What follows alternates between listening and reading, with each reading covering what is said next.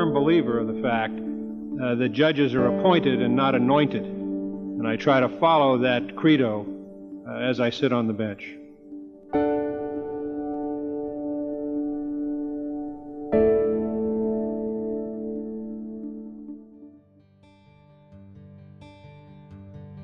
Morton A. Brody is an enduring public figure in the state of Maine. As a longtime resident of Waterville and dedicated civic leader, Judge Brody's legacy is one of integrity, dedication, love, and deep respect for the rule of law. The award bearing his name, the Morton A. Brody Distinguished Judicial Service Award, is given biennially to a jurist embodying these virtues. From a very young age, Mort knew that he wanted to be a lawyer.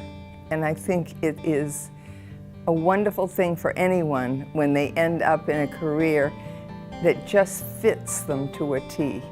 My dad had this uncanny ability to see the big picture without losing sight of the details. He had this ability to see how things fit together and how to zone in on matters that had the greatest impact in law and in life.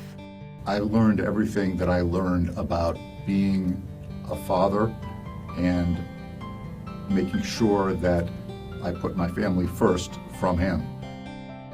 The good that I have learned from him over the years continues on in that next generation. He may not be here in person, but his spirit is here, and more than anything, his life lessons are here. After a successful career in private practice, Morton Brody was appointed to the Maine Superior Court and later served as Chief Justice. He soon was elevated to Associate Justice on the Maine Supreme Judicial Court. In 1991, he was appointed by President George H.W. Bush and confirmed to serve as a federal judge on the U.S. District Court for the District of Maine. You know, it's hard to identify all the attributes of a great judge. We think of things like temperament, intelligence, knowledge, diligence, fairness, sense of justice, presence in the courtroom, all of those factors. Judge Brody was the whole package. He knew the law, but he understood human nature as well. And he was able to apply the law in a way that, while adhering to the very letter of the law, was always important. Equally important was understanding human nature, the people that appeared before him, and he had a deep and profound sense of fairness. It doesn't matter who you are, it didn't matter what you were, and it didn't matter what you represented. He would look at you as a mensch and treat you with the respect that you would hope every judicial member would have. Judge Brody's integrity and his commitment to excellence engendered the loyalty and respect of his associates, colleagues, and those who worked for him. He was just a wonderful mentor. The teaching part of the clerkship was very important to Judge Brody. But I really think being around somebody like Judge Brody made it possible for me to hang in there. It's a very tough profession for women, but I owe him an enormous gratitude for the support that he gave me. The Morton A. Brody Distinguished Judicial Service Award was established at Colby College in 2001 to recognize the legacy of Morton Brody. A great source of pride for us is being able to call the Brody family a Colby family. They've done so much for this institution. Judge Brody, of course, taught here. He mentored students for a long period of time. Judy Brody worked here in admissions and is still just a central figure in our life here at the college. We now have the third generation of the Brody family here at Colby. The recipient is an outstanding state or federal judge. He's made an important contribution to the development of the law, but had those same kinds of personal qualities that Mort had.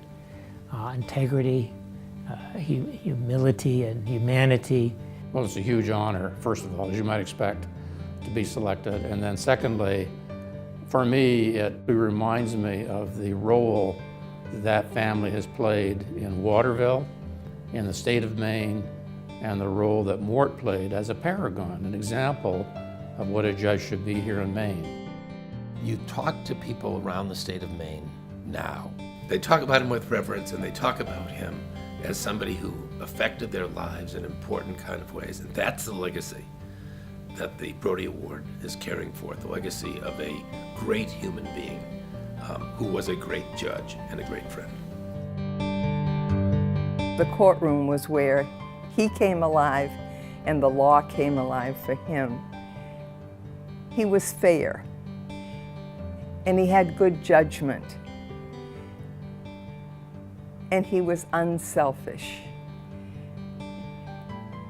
And I think those are the qualities in Mort that people knew and respected, and he tried to do the right thing.